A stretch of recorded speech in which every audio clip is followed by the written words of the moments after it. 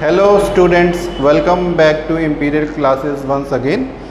आज हम आपके लिए लेके आए हैं बहुत ही इम्पॉर्टेंट टॉपिक जो बहुत से एग्ज़ाम्स में आता है और बच्चे इसमें कंफ्यूज होते हैं। हम लोग आपसे आज डिस्कस करने वाले हैं रिलेटिव क्लॉजेस के ऊपर। रिलेटिव क्लॉजेस में क्या खास है, ऑलरेडी हम डिस्कस कर चुके हैं अपने प्रीवियस लेक्चर में रिलेटिव प्रोनाउंस के साथ। तो आज हम आपसे रिलेटिव क्लॉज में डिस्कस करेंगे who, which, whose and whom, and most important हम कैसे इसको कोरिलेट करेंगे डैट के साथ, कि इसकी जगह डैट लगेगा, कहाँ पे लगेगा, वो आज हम आपसे डिस्कस करेंगे मॉडर्न इंग्लिश में कैसे यूज़ करते हैं। Let's come. अभी हमने आपसे रिलेटिव क्लॉजेस के बारे में डिस्कस किया था। क्लॉजेस के बारे में ये आपको शायद एलिब्रेट कर दूं। जब दो सेंटेंस को एक बनाते हैं तो हमें क्लॉज की ज़रूरत पड़ती है। तो आज हम जो डिस्कशन करेंगे इसके ऊपर हु के ऊपर डिस्कस करेंगे, how we can club two sentence into one. Before discussing what is who की एक डेफिनेशन है, मैं आपको बता दूं। It is use for human being. Who is use for human being. And second thing is that it refers to the subject. ये हमेशा subject के रूप में काम करता है सेंटेंस में। कुछ एग्जाम्पल्स के साथ मैं डिफ़ाइन करना चाहूँगा। मैंने एक एग्ज़ाम्पल लिया है, शी इज़ आ टीचर। वो टीचर है। और दूसरा सेंटेंस क्या है, शी टीचेस साइंस। अब मैं इसको क्लॉज कैसे बनाऊँगा, शी इज़ आ टीचर। अब मैंने दूसरे सेंटेंस को हटाया, दूसरा हटा के यहाँ पे क्या रखा है, who refers to subject. If I am talking about who refers to subject. She is a teacher who teaches science. So now who is related to subject. Now I am talking about second sentence. He is a mechanic. He repairs motor. दो sentence हैं, इसको मैंने दो sentence लिख देता हूँ। अब इसको एक करना है क्लॉज के साथ। He is a mechanic, लगा दिया who repairs motor, who represent subject. So that is clear, बच्चों को clear। लेकिन now in a modern English that can be replaced, that को replace कर सकते हैं हम who की जगह पे। कैसे, मैं आपको बताता हूँ कैसे। she is a teacher, who teaches science की जगह she is a teacher that teaches science is absolutely correct. He is a mechanic who repairs motor. He is a mechanic that repairs motor is also correct. So आप इसका screenshot लीजिए ताकि हम आपसे अगला clause discuss कर सकें। Hello students, now हम आपसे डिस्कस करेंगे विच। अभी हमने आपसे जो डिस्कस किया था वो हु डिस्कस किया था। अब हम डिस्कस करेंगे which as a clause. What is the definition of which? क्या definition है? It is used for animals and things. So अब मैं आपको examples के साथ इसको define करता हूँ। एक मैंने लिया है this is a dog, एक example है। This is the first sentence and second is this dog chases rat.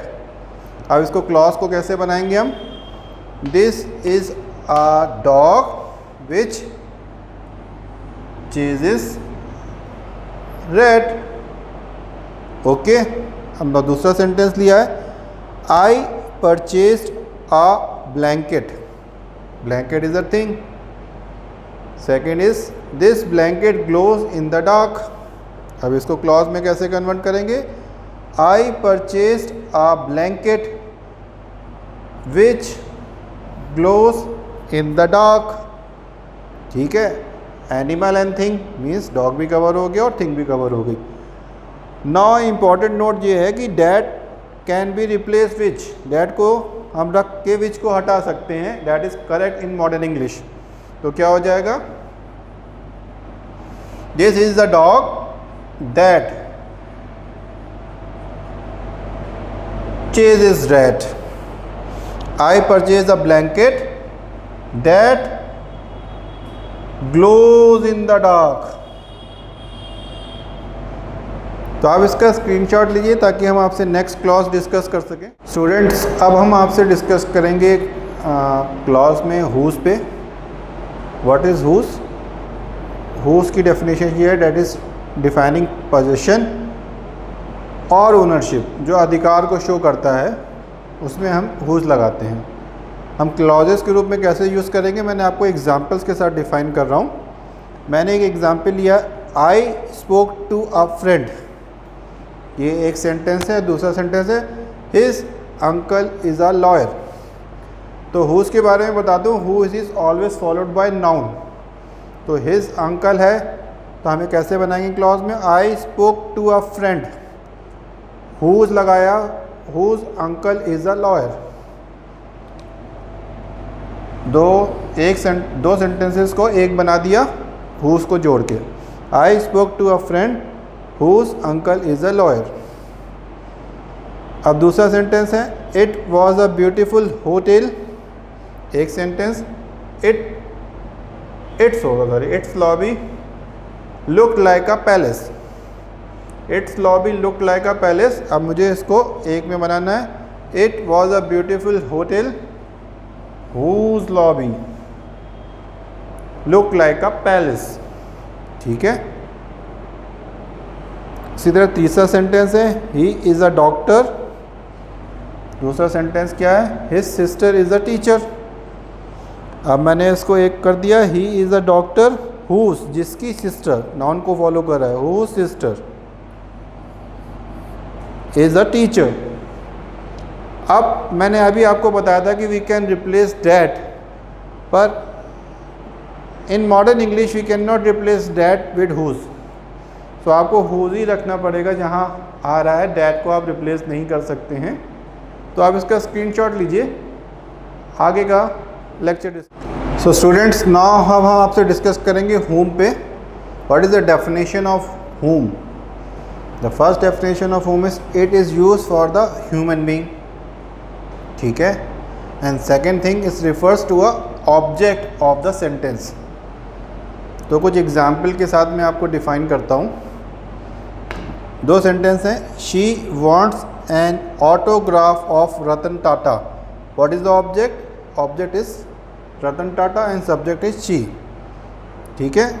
अब सेकेंड सेंटेंस है, she considers Ratan Tata her role model. ठीक है। तो अब मुझे इसको क्लॉज बनाना है। तो मैंने क्या किया, she wants an autograph of Ratan Tata whom she considers her role model. तो होम मैंने आपको पहले ही बताया था, is refer to object and also define human being. ठीक है। एम नाउ मेरा मॉडर्न इंग्लिश में होम को रिप्लेस कर सकते हैं डैट के साथ। तो यहाँ पे हम, she wants an autograph of Ratan Tata that she considers her role model is absolutely correct. So आप इसका स्क्रीनशॉट लीजिए। नेक्स्ट लेक्चर में मैं आपके लिए लेके आऊँगा advance uses of that. Thank you.